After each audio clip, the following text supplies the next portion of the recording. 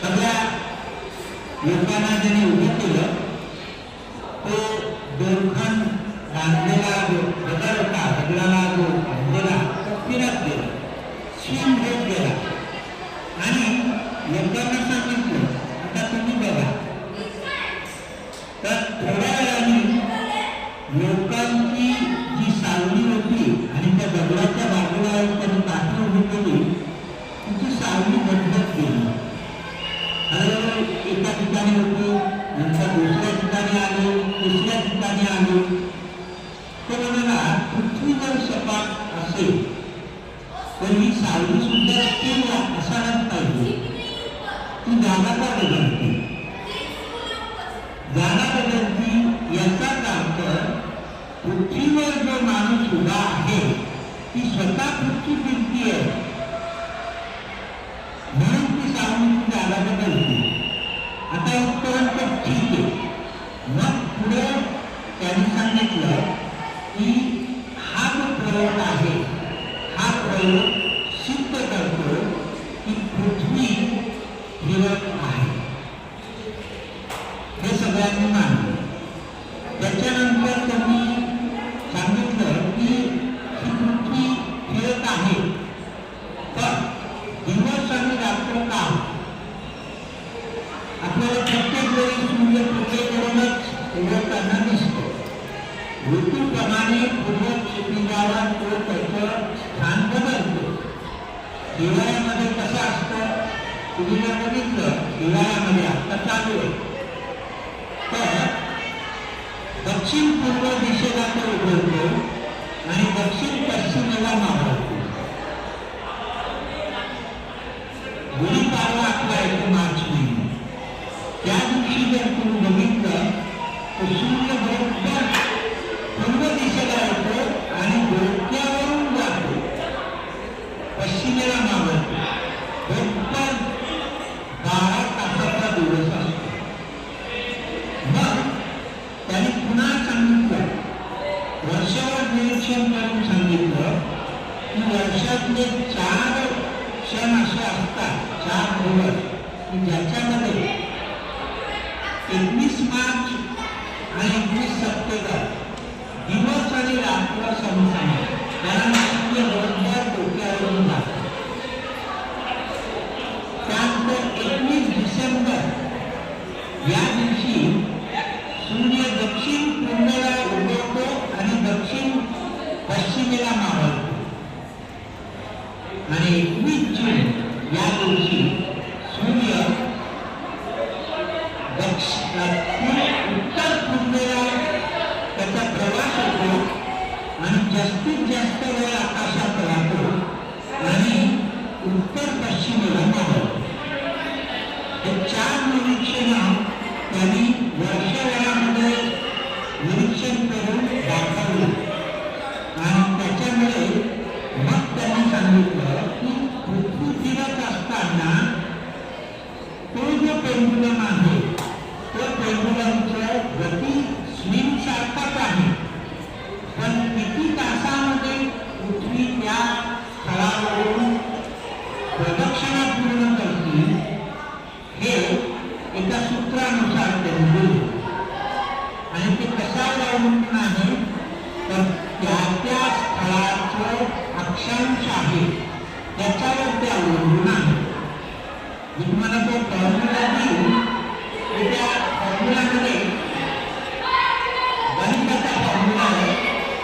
Omega is equal to म्हणजे omega म्हणजे rotation, mathematical सूत्र आहे, is equal to sine theta. Sine theta ज्याच्या स्थळाचं अक्षांश याच्यावर अवलंबून आहे. तो तुम्ही नंतर मिळून घ्या, मी तुम्हाला देईन.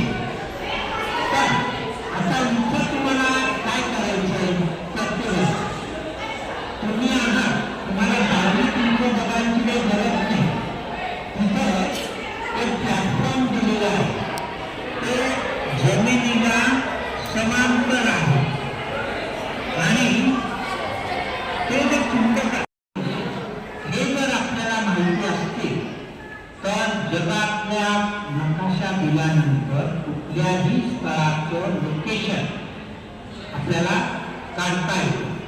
उदाहरणार्थ पिंपरी चिंचवड जगाच्या मॅपवर तुम्हाला जर सांगितलं पिंपरी चिंचवड कसं कुठं आहे, तुम्ही सांगणार का की पुण्याच्या डाव्या बाजूला आहे, मुंबईच्या उजव्या हाताला आहे, दिल्लीच्या खाली आहे, असं जर लोकेशन सांगता येत नाही अंदाजे. त्याच्यावर मी जर सांगितलं 18.5 डिग्री उत्तर, 18.5 डिग्री नॉर्थ असं जर सांगितलं तर तुम्ही पटकन नकाशामध्ये काय करणार, 0 डिग्री म्हणजे विषम उत्तर, 18.5 नॉर्थ म्हणजे वरच्या बाजूला जर गेलं तर 18.5 आणि 71.5 ईस्ट. हे जर 71 म्हणजे रेखांश. आता मला नकाशावरून डायरेक्ट मी तुम्हाला सांगतो, तुम्ही तसा सांगलीचंही काढू शकता. आणि सांगलीमध्ये जर हा प्रकल्प बसवला तर किती वेळ लागेल. आता आम्ही इथं सूत्रानुसार जे काढलेलं आहे त्याची 2 माहिती सांगतो. जर हाच प्रकल्प मी आर्थिक प्रदेशात लागला आणि तो मूव्ह होत गेला तर 24 तासात एक रोटेशन पूर्ण होईल. उत्तर ध्रुव असो की दक्षिण ध्रुव असो. आता माझ्या अक्षांशाला उदाहरणार्थ 2 काढले, 30 डिग्री लॅटिट्यूड. 30 डिग्री लॅटिट्यूड म्हणजे साधारणतः दिल्लीच्या वरचा प्रदेश. तिथं जर मी काढला, हा फुटबॉल पेंडुलम लावला तर आमच्या दिल्ली सायन्स सेंटरने तो चेक केलं, 48 तास लागतात पूर्ण प्रोजेक्शन करायला.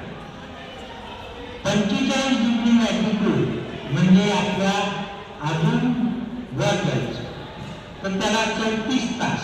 म्हणजे लॅटिट्यूड जर वाढले तर पिरियड ऑफ रोटेशन कमी होते. 90 डिग्री जर केलं म्हणजे आर्थिक प्रदेश, तिथं 24 तासात एक प्रदक्षिणा पूर्ण होते. तर फुटबॉल पेंडुलमचा मॅथमॅटिकल सूत्रानुसार उपयोग जर करायचा असेल तर आपण जगात कुठेही असलो तरी हे छोटंसं सूत्र वापरायचं की omega is equal to sine phi किंवा साइन थीटा. हे सूत्र तुम्ही नंतर लिहून द्यायचं प्रयत्न. ते जर टाकलं, साइन थीटा म्हणजे काय, थीटा तुमच्या सांगलीचं लॅटिट्यूड टाकायचं, त्याचा साइन काढायचा की तो काहीतरी पॉइंट मध्ये येईल, गुणिले ओहम. ओहम म्हणजे आपल्याला माहिती आहे मॅथमॅटिकल मध्ये 2π/24 म्हणजे ओहम. आता 2 into पायची व्हॅल्यू आहे 3.142 डिवायडेड बाय 24. 24 हा पिरियड काय आहे, कॉन्स्टंट आहे. तर पृथ्वीचं रोटेशन स्वतः भोवतीचं, पण हे रोटेशन कुठल्या दिशेला होतं ते कशावरून कळणार, तुमची जी लॅम्प्स आहे ते एका पाठोपाठ एक क्लॉकवाईज फिरत असतात. तुम्ही जर इथं रोटेशन इथं केलं काय, सांगलीला केलं काय, तुमच्या लक्षात येईल क्लॉकवाईज जर सावली फिरत असली, गुणांकडे तुम्ही उभं राहिलं, तुमची सावली कशी जाणार, अशी फिरणार, उलट दिशेला नाही जाणार. सूर्य ज्या वेळेला पूर्वेला असेल त्यावेळेला तुमची सावली पश्चिमेला असते आणि पश्चिमेला ज्यावेळेस इकडे येतो त्यावेळेला तो पूर्ण प्रदक्षिणा करून ती सावली पूर्व दिशेला जात असते. सावली संध्याकाळच्या वेळेला तुम्ही 5 वाजता बघा तुमची सावली कुठं आहे, या दिशेला असते की या दिशेला असते, तुम्हाला सूर्याच्या विरुद्ध दिशेला ती दिसते. मग याच्यामध्ये त्यांनी असं सांगितलं की फुटबॉल पेंडुलम हा त्याच्याच नावाने त्याला ओळखलं जातं. त्या पेंडुलमला पृथ्वी फिरत आहे हे पहिल्यांदा सिद्ध झालं, पृथ्वी सपाट नाही. त्याच्यानंतर तिची फिरण्याची दिशा त्यांनी सावलीचा अभ्यास केला की क्लॉकवाईज जर असेल याचा अर्थ पृथ्वी पश्चिमेकडून पूर्वेकडे स्वतःच्या अक्षाभोवती फिरत असते. मग हे जे त्यांनी निरीक्षण केलं त्या निरीक्षणामुळे एक निश्चित झालं की पृथ्वी सपाट आहे हे लोकांच्या मनातून गेलं. आपली पृथ्वी स्वतःभोवती 24 तासात एक पूर्ण प्रदक्षिणा करते हे सिद्ध झालं. आणि सावलीच्या अभ्यासाने त्यांनी नंतर सिद्ध केलं की 365 दिवसामध्ये एक प्रदक्षिणा तिची सूर्याभोवती होती. अशा पद्धतीने एकाच उपकरणाने त्यांनी 3-4 गोष्टी लोकांपुढे मांडल्या आणि सिद्ध केलेल्या आहे. आता हाच प्रयोग तुम्हाला तुमच्याकडे मोबाईल पेंडुलम नसेल तरी करता येईल. मध्यभागी एका खुल्या मैदानात काठी ठेवा, सर्कल आखा, तुम्हाला जेवढं डायमीटरचं करायचं असेल ते. त्या सर्कलवर सनडायल तुम्ही पाहिलं असेल, सूर्यघराळ पाहिलेलं एक सॅम्पल मी तुम्हाला देतो, ते तुम्ही बघा. अगदी पेपरचं स्वतः बनवता होतं. फक्त एकच त्या सूर्यघराळाचं जमिनीवर ठेवलं, उन्हाखाली, सूर्याच्या खाली आपण उत्तर दिशेला त्याचं टोक असलं पाहिजे. ही उत्तर दिशा तुम्हाला कंपासच्या साहाय्याने, चुंबक सूचीच्या साहाय्याने काढता येईल. आणि हे सगळं करून झाल्यानंतर ती सावली बघा कशी जाते. आणि ती सावली त्या काठीच्या खाली जिथं असेल ते रिडिंग मोजा. त्याच्यामध्ये त्याला करेक्शन टाईम म्हणतात. ती करेक्शन टाईम ॲड करायचा आणि मग आपल्याला स्थानिक वेळ मध्ये जर करेक्शन टाईम मिळाला तर भारतीय प्रमाणे मिळते. म्हणजे हे नंतर झालं, पण ज्यांनी सुरुवात केली ह्या सगळ्या याला त्या लोकांचा आपण आभार व्यक्त करायला पाहिजे की त्याच्यामुळे आपल्याला खूपशा गोष्टी कळाल्या. मग त्याच्यानंतर सूर्ययंत्र झालं. सूर्ययंत्र भारतामध्ये तुम्हाला माहिती आहे, जंतर मंतर किंवा राजा मानसिंग होता, त्यांनी सर्वप्रथम लोकांना वेळ कळावी म्हणून आपल्याकडं ते यंत्र म्हणजे सनडायल केली. आणि त्याच्यामुळे लोकांना कळायला लागलं की मध्यान्ह म्हणजे काय. सूर्य डोक्यावर आला की त्याला मध्यान्ह. सूर्याचे प्रहर आपल्याला माहिती, पहिला प्रहर, दुसरा प्रहर, तिसरा प्रहर. हे प्रहर त्यांनी 6 प्रहर गणितामध्ये मांडले. आणि नंतर 24 तासामध्ये ते एक प्रहर त्यांनी डिवाइड केले. 4-4 तासाचा एक प्रहर असतो हे त्यांनी सांगितलं. आणि नंतर आपल्या भारतीय खगोल विज्ञानामध्ये जवळपास 4,500 वर्षाचा इतिहास आहे. त्याच्यामध्ये जर तुम्ही बघितलं तर एक चित्र, मोठा फोटो तिथं दाखवलेला आहे. व्यंकटेश बापूजी केळकर. व्यंकटेश बापूजी केळकर यांनी सर्वप्रथम 1913 साली जे पंचांग बनवलं आणि त्याच्यामध्ये त्यांनी परीक्षणही केलं होतं की प्लुटो या ग्रहाचा शोध त्यांनी लावला. म्हणजे he was the real discovery. दुर्दैवाने त्यावेळेला आपल्याकडं त्यांचा शोध निबंध टपालाने गेला जहाजातून, तो उशिरा पोचला. त्याच निबंधाचं दुसऱ्या वैज्ञानिकांनी वाचन केलं आणि त्याच्या नावावर तो शोध केला. पण ह्या झाल्या इतिहासाच्या गोष्टी. आपण इतिहासापासून एक बोध असा घ्यायचा की फुकटनी ही गोष्ट 1851 चालू झाली. आपल्याकडं पंचांग हे त्याच्याही अगोदरपासून होतं, पण ते पंचांग स्थानिक ऋतूप्रमाणे असायचे. उदाहरणार्थ आपल्याकडं सण, जे भारतीय संस्कृतीमध्ये सण आहे, ते सण सुद्धा आपण सूर्याच्या मुवमेंटवरून केलेले आहे. सूर्य ज्या वेळेला तुम्ही म्हणता की गुढीपाडवा आपण साजरा का करतो, तो चैत्र महिन्यातच का येतो.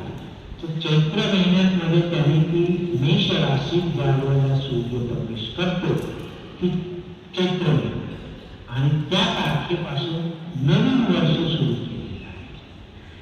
हे त्यांनी मानलं. त्याच्यानंतर आपण दिवसमान ऋतूप्रमाणे दिला. आता ऋतूप्रमाणे का दिला? ऋतू का होता? बेसिक कारण. जर समजा आपली पृथ्वी सरळ असते तर ऋतू भारी असतो का? नाही. 3.5 अंशाने ती कळती आहे.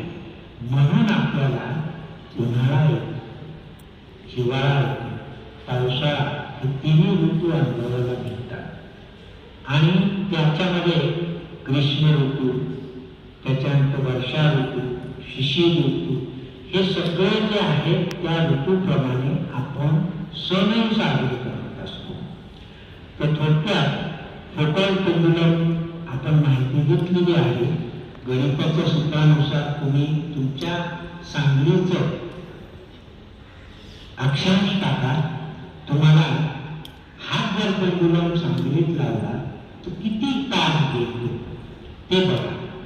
आणि त्याच्यानंतर तुमच्या लक्षात येईल की आपली पृथ्वी, आपण जास्त वेळ लागत असेल समजा तर इथं आम्हाला 75 तास लागते एक फोटॉन पेंडुलमचं एक प्रदक्षिणा पूर्ण करायला. जर मी याच्यावर असेल उत्तर ध्रुवावर तर 24 तासात होईल.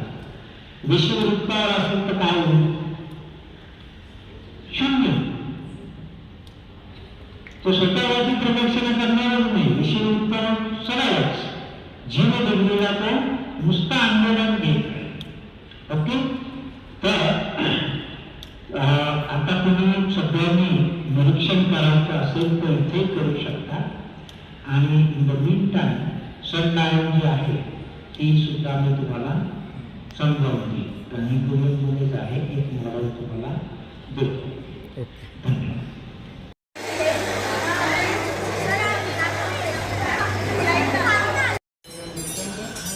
By the woods and by the phylum Tishon xylem, in that provided to the rest of the all the part of the branches, roots branches असेल, weeds असेल किंवा स्टीम असेल यांना प्रोव्हाइड केलं जातं. आणि लक्षामध्ये आणि मग energy living one that is constant.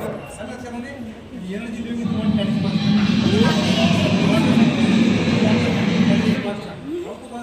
When the water is heated by the sun, that converts into evaporation, that converts into clouds, that converts into droplets, and that is rain. And then also rain through the water is the passing through the river, flowing through the river, return to पुढे समुद्राला.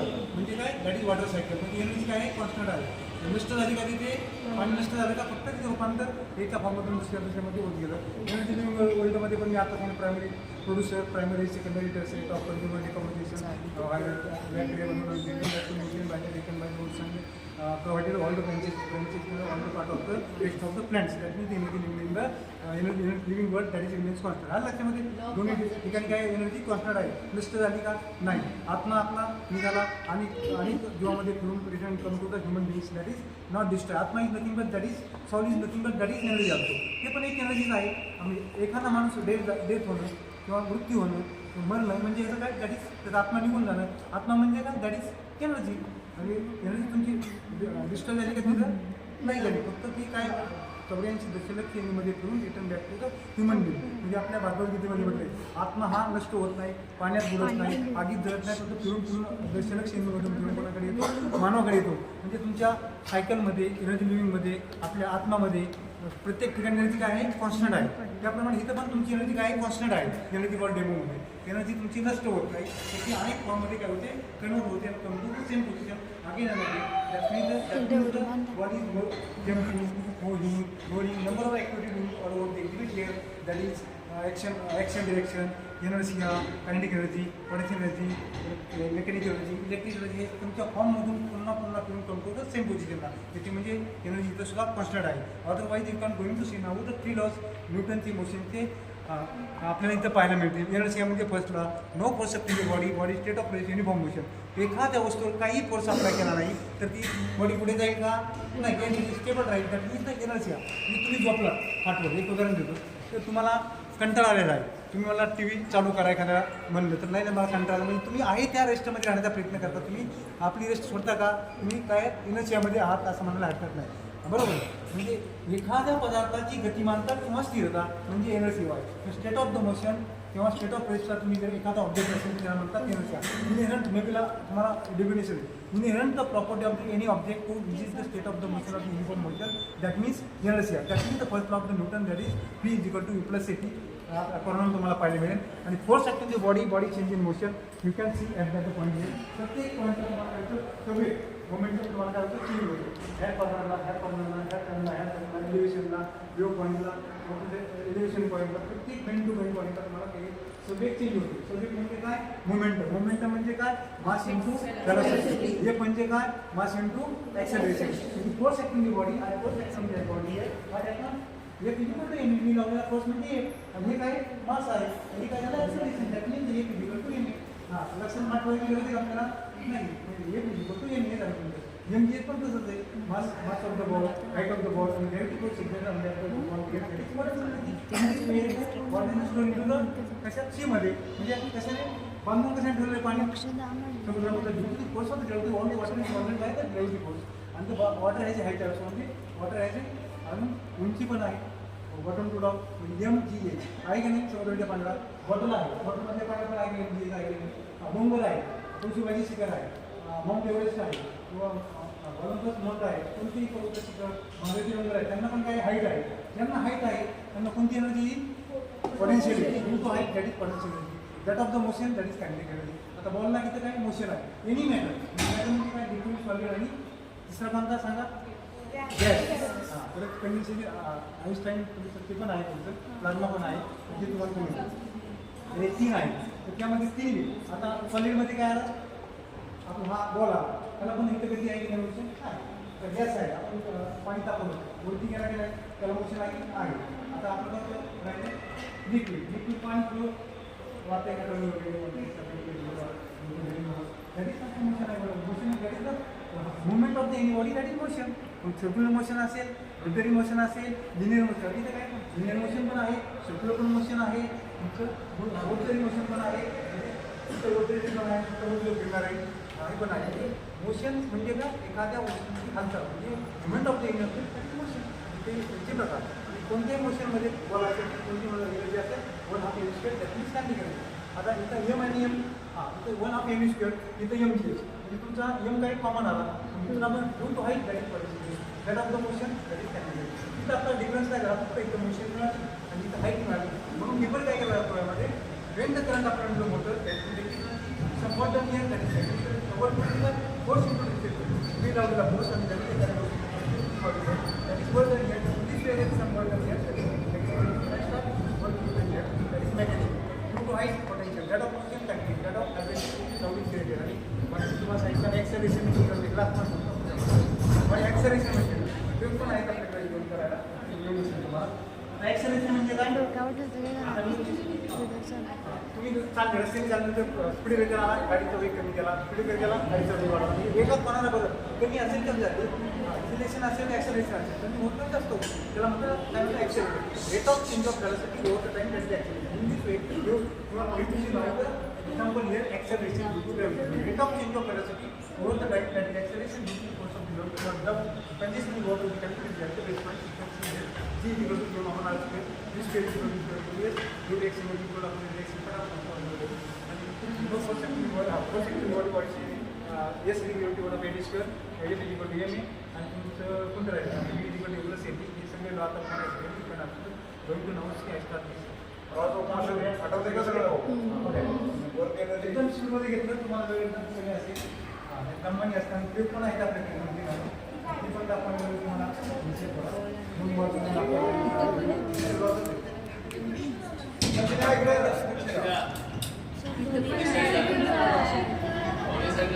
Acceleration आहे ते acceleration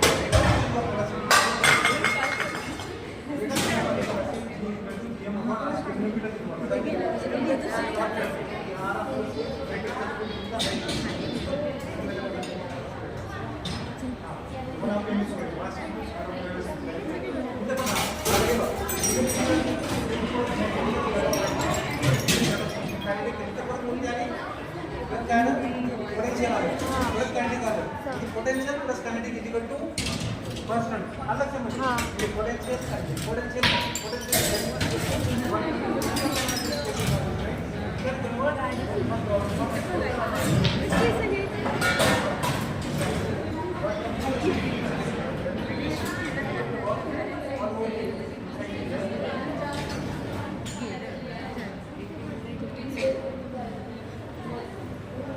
आता मास आणि gravity आहे आपल्याकडे. हा gravity मास हे पण आहे. बघताय हे पण बघा.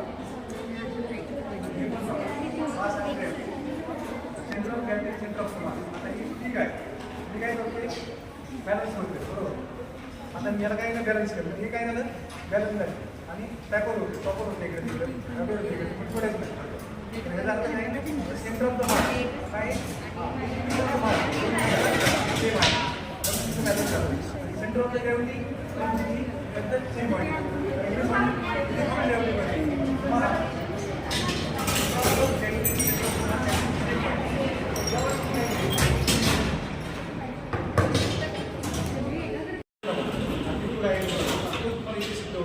आता इथून सोडायला गोष्टी करतात.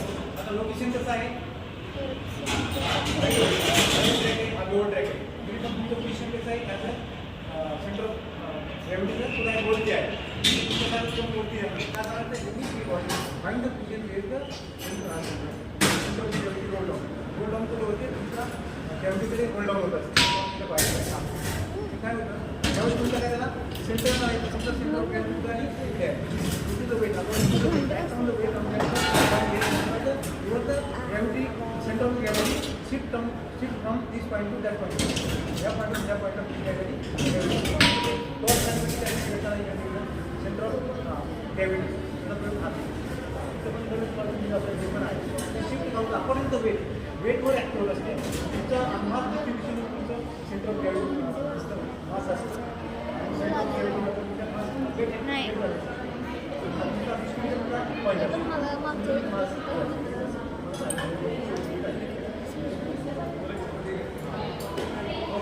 इथे पृथ्वी स्टार्ट झाली. याचा एक कंप्लीट. हा मर्क्युरी, येस. हा व्हेनस, याचे 2 झाले. ही आपली अर्थ आणि हा मार्स.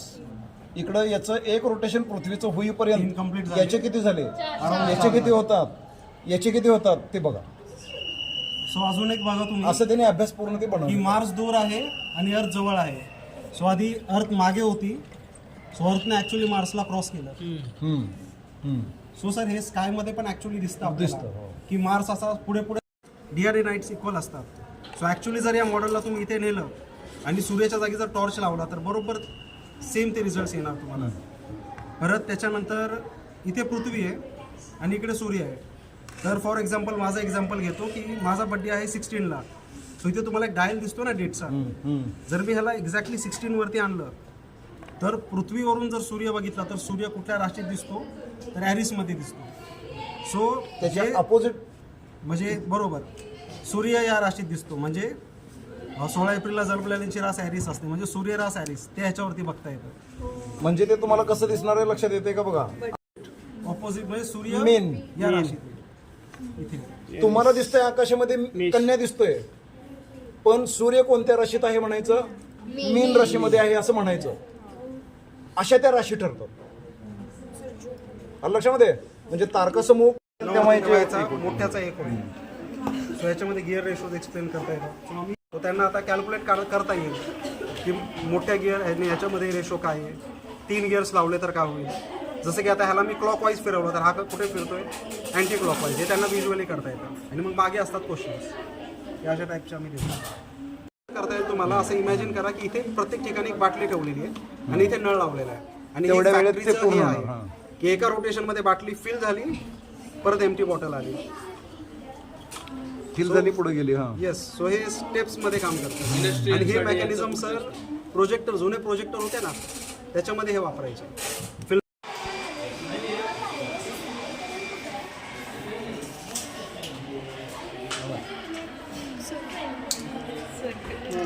रवी जोडतो मी. सर्कल करायचंय का?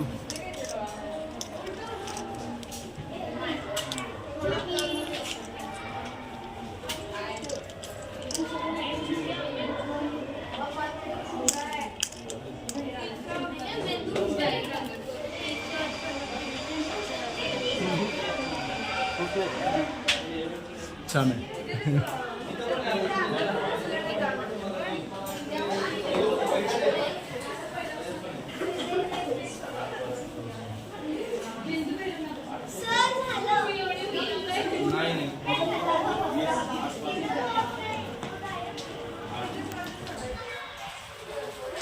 कसं झालं?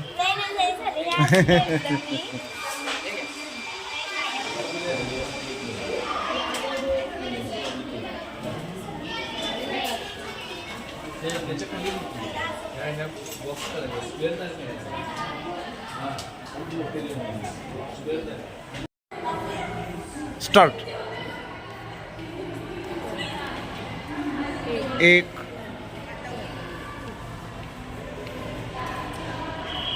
2 3 4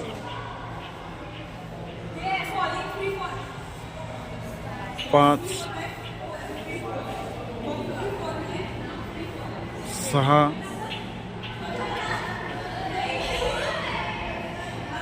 7